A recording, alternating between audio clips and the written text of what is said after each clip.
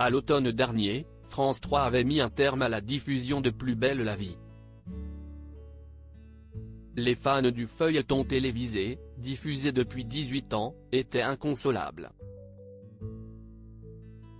Mais en mai dernier, ils s'étaient accrochés à une lueur d'espoir. En effet, Closer avait évoqué une relance du programme culte tourné à Marseille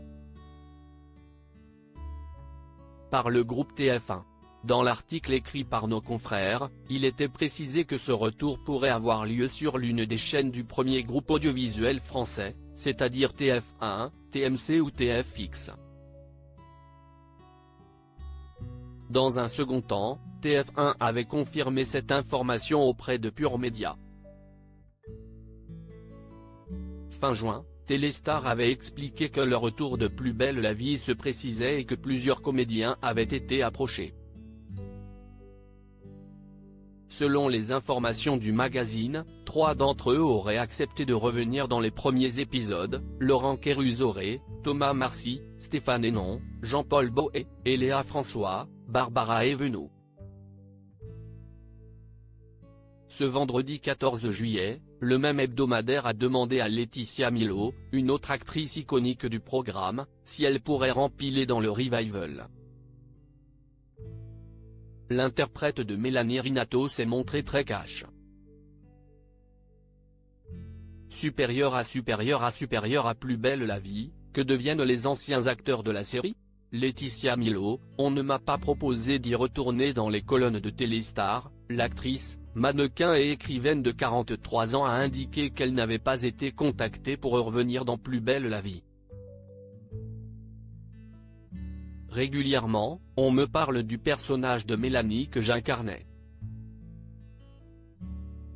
Pour être honnête, on ne m'a pas proposé d'y retourner, a longuement détaillé Laetitia Milo. Ce qui ne l'a vraisemblablement pas étonnée. Ce n'est pas surprenant, car on ne m'avait pas non plus contacté pour l'épisode final, a-t-elle observé auprès de nos confrères.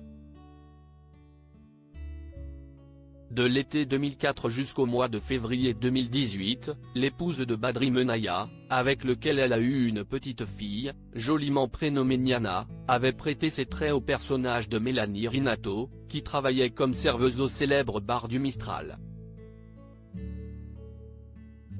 Un établissement fictif dont le patron était Roland Marcy, joué par Michel Corde, décédé en mai dernier. Bien qu'elle assure ne pas avoir été contactée, Laetitia Milo s'est dite enthousiaste à l'idée que la série télévisée fasse son grand retour. C'est très bien pour le public, qui y est attaché, a-t-elle jugé auprès de Téléstar, avant de souligner que le feuilleton faille, c'est partie du quotidien de millions de gens. Article écrit en collaboration avec 6 médias Crédit Photo, JLPPA.